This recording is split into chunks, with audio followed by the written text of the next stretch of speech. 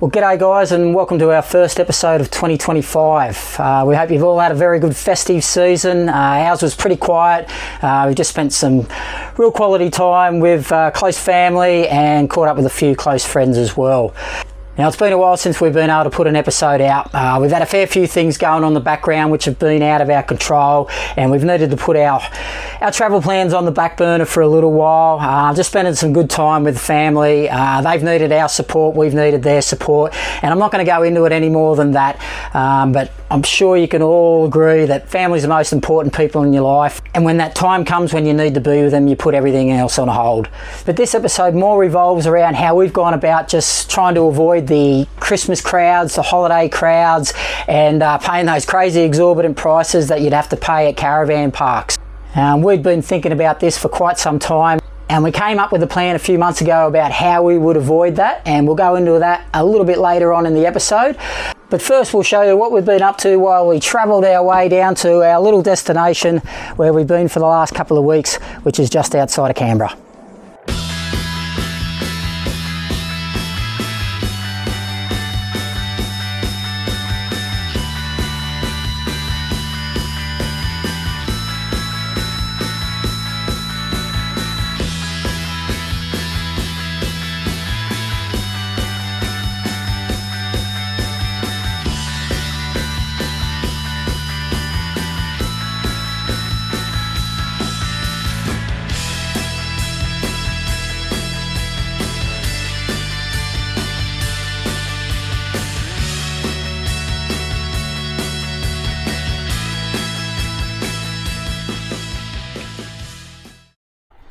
Well, we just pulled up at our lovely little camping spot, Goldvale. It's a little farm, I don't know, maybe half an hour outside of Merriwar, not too far from Sandy Hollow as you're heading west. So yeah, beautiful little spot, but the heavens have opened up on us, and yeah, we're just having to avoid a little bit of rain for a moment or two, but yeah, it looks like a nice little spot anyway. Thinks we're in for some thunder and lightning, guys. Pretty hectic coming from the west out there. It's been a stinking hot day. We've only just arrived. It was 36 degrees on arrival, and it's been nearly as high as 40 today. So yeah, I believe a bit of a colour change could be very beneficial for everyone, I think. So but yeah, we're hoping to maybe get in the water before it gets too heavy down here. Lovely little spot right on the creek. It's got these beautiful water holes. So anyway, we'll get set up and hopefully get a chance to get in there.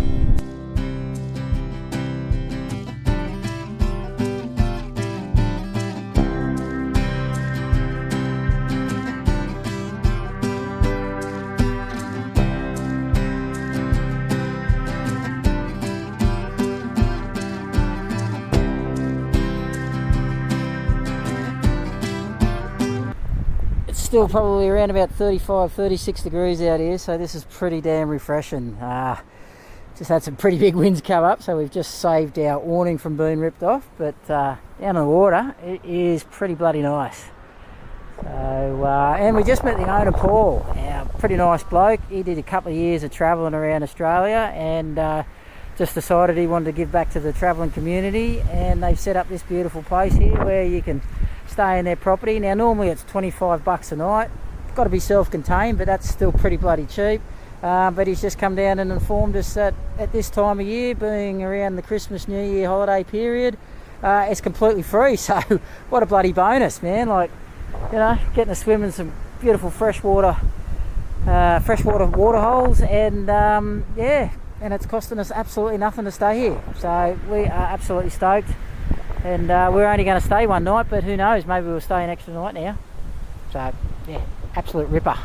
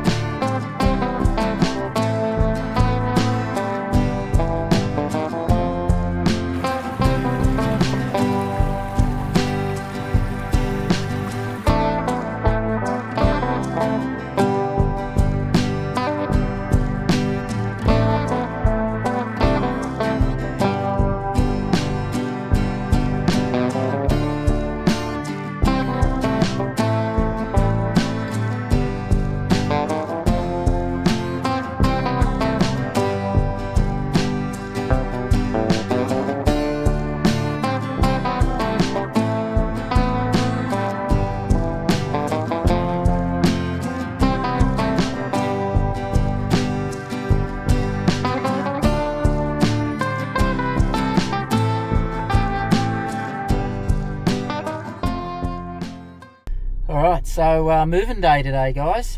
Just had a couple of great days there at the Goldvale farm stay. Added bonus that it ended up being free, so we were expecting to pay $25 a night there, but yeah, we got real lucky, and they don't charge it this time of year, so that was a real added bonus. But moving day today, we've only got probably about a 3-hour drive. We're going to the historic gold mining town of Hillend, which isn't too far from Bathurst, and we're going to do a couple of nights there. It's one of those places where I've always wanted to go to, just to see what all the fuss is about. Hopefully going to drive a bit of the Bridle Track as well. It's a famous track that followed one of the main gold mining rivers between Bathurst and Hillend. So yeah, it should be good.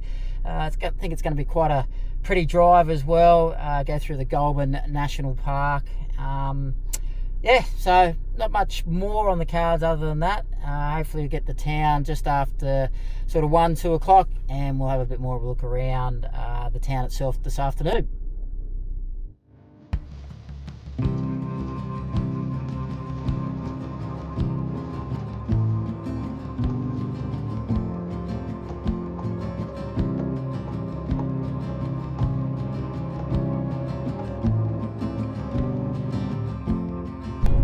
Alright, so yeah, Vic's taken the wheel this morning.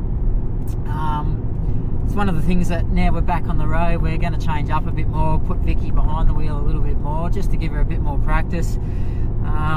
One of the things that I kind of did after the wheel came off the caravan was just had a look at a fair few YouTube videos where people had had caravan accidents, and one of the videos that I watched sort of really resonated with me. That it was about a couple that had their caravan flip over on them, but they had a bit of a nasty accident, and it was the wife who was driving at the time, and I had a full-on interview with her, and the main thing that really shone through on that video was that she didn't have a lot of experience driving with the caravan in tow. So when she got herself into that bit of trouble where the caravan got the wobble on, she had no idea what to do, and she put a lot of it down to is that her husband did most of the driving, well, if not all the driving, and she just had to drive this day because he wasn't feeling too well.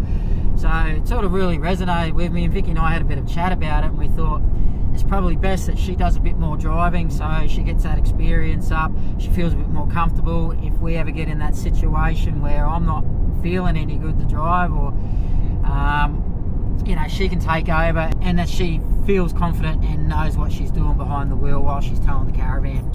So yeah, I was doing a bit of the driving before, but I have to admit I've been a bit more nervous ever since Zach had the incident with the wheel. It sort of played on my mind a little bit, but yeah, it's important that you sort of get over those things and just do it so that it doesn't become sort of an issue for you.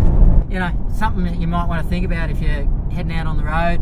It's definitely one of the things you notice in a lot of the videos that are out there on YouTube with couples driving around. It is mostly the male that does the bulk of the driving, well, at least during the videoing. You know, whether their partners take over and do a bit of driving when they're not doing the videoing, I've got no idea. But yeah, I think it's probably just a really good idea just for the both of you, just to get behind the wheel, get as much experience as you can, and that way you're feeling confident that, you know, whoever's driving is going to do the right thing and is going to feel confident and safe.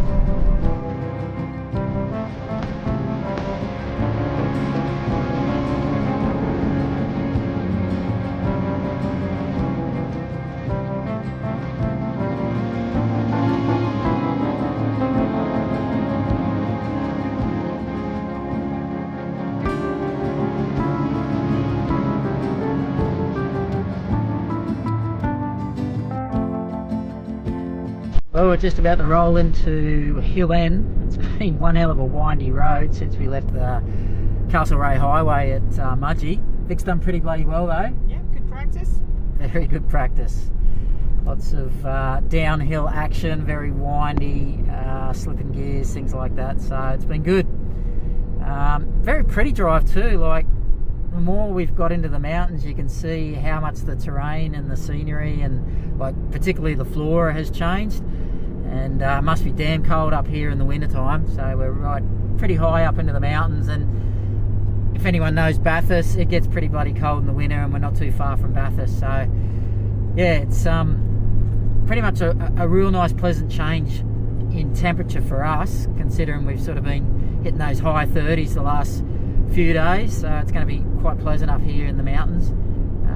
But yeah, like the drive itself, it's kind of like stepping back in time, because so many of the houses and the buildings are really quite old, very rustic sheds, rusty roofs, very, very, very pretty. So yeah, but just bear that in mind if you're coming along the Hillend road from the Mudgee way. It's very windy, and yeah, you just got to take your time when you're doing it.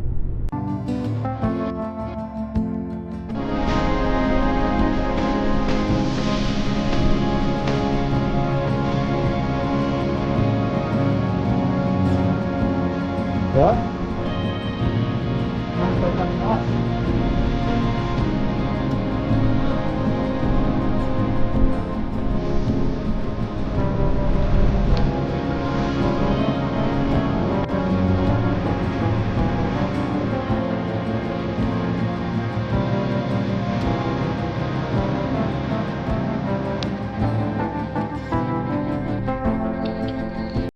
So there's like quite a few houses around town. This is a perfect example in the background that, you know, they've just been restored from back in the day, and just to see the size of them, how much smaller houses were back in the late 1800s to the way we are today.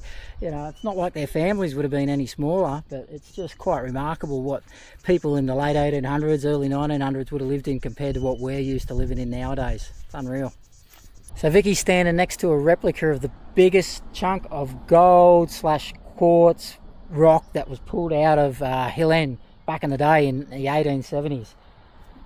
So the estimated value in 2022 of that amount of gold would have been $7.7 million bucks. So that's pretty awesome.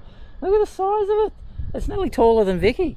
I mean, she's about 5'2", so that was huge, man. They reckon that the only way they could haul it up to the surface was by using horses. So 85 kilos of gold, and what was it, 286 kilos of the actual slice in gold. Right, so the rock weighed 286 kilos, and how much gold? 85 kilos worth. 85 kilos, man. Woo! Pretty cool, man. I mean, it's hard to imagine it now, but this was the main street of Hillend. So back in the day, 1872, richest quarter mile on the planet. So much gold came out of here, it was ridiculous. And this was all lined with shops, stores, houses. So yeah, it's pretty cool to see. Like, really enjoying the walk around town. Lots of signposts around that sort of describe what was here back in the day. As I mentioned, some of the old buildings have been restored. Never realised that Hillend was actually fully restored by the national parks. So that's the reason why you can come here, stay, bring your dogs. It is still a bit of a ghost town. It's just mostly tourists that come here. A few odd souls living in the area. There's a couple of stores which are run. We just met the guy at the pie shop, Jim. He is quite the character. Once you get stuck in that shop talking to him, you never bloody get out of there. But anyway, pretty cool. Really enjoying the walk around. Right, so this afternoon we've taken a little drive just outside of Hillend, where there was another little gold mining town. Tambouruma, I think is how you pronounce it. I'm not entirely 100% sure on that. But yeah, it's just, none of the township here still exists, but it's this really cool erosion that's happened, not only from like water and rain and, you know, wind and erosion and stuff like that, but this is also where a lot of diggings occurred. And they pulled a lot of gold out of this area as well. Particularly prominent with the Chinese in this little district. There was a little Chinatown. They reckon there was about 1,400 Chinamen here, trying to make their fortune. But it's just pretty cool though. Like, look at the erosion and the walls.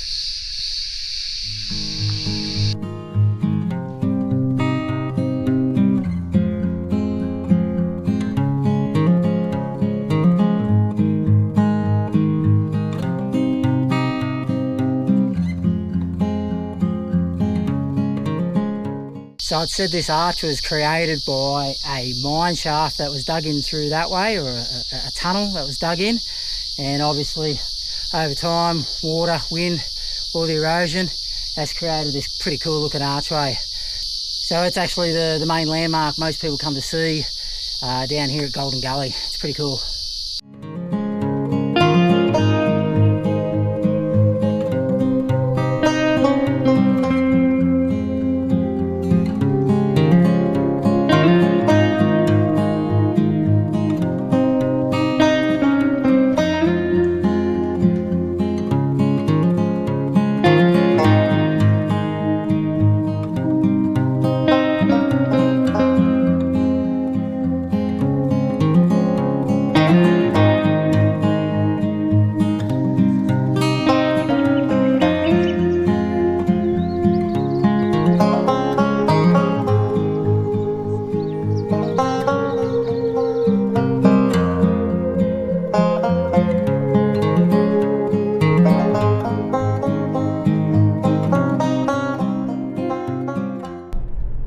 So this morning we're taking on the Bridle Track. It's a pretty famous track that linked Bathurst to Hillend back in the gold rush days. So yeah, it was closed for a long time. Part of the road collapsed back in 2011, and then they really debated whether they should reopen it, and but finally 2023 she reopened. I think they just diverted around where a section of the road had collapsed. It's been something that I particularly wanted to do for many years. Originally wanted to do it on the motorbike when we used to ride motorbikes, but yeah, we thought, why not? We're out here around Hillend and let's do it. 52 kilometres, and it's meant to be a fairly hairy road, not full on four-wheel drive, and it's just that it's single lane and there's some big drop-offs and things like that. So we'll endeavour to do our best and get a bit of good footage.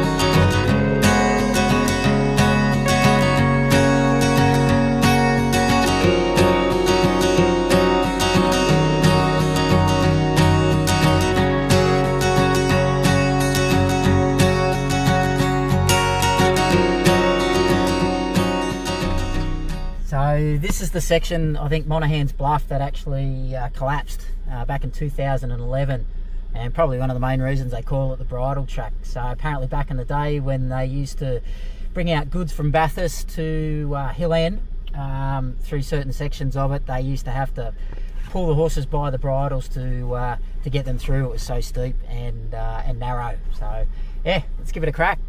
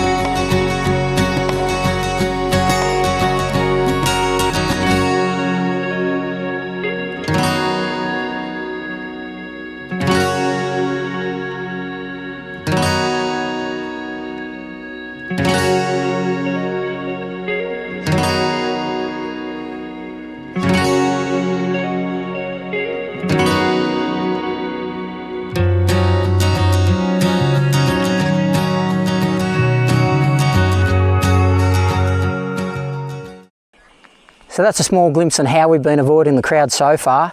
Now let me show you what we've been doing since Hillend and how we've managed to avoid the crowds for the last couple of weeks. So a few months ago, we signed up to a website called Aussie House Sitters, and as the name suggests, it just revolves all around house sitting. And we figured this would be a really good way to be able to avoid those crowds and also those exorbitant caravan park prices during the holiday period. We found the website pretty easy to navigate with a page on showing you how it all works. Once you're ready to sign up, you pay your $84 to join, and then you create a profile with a good description of yourself and add a few photos, and then just start checking out what home sits are available in an area that you might want to be in at a certain time of year.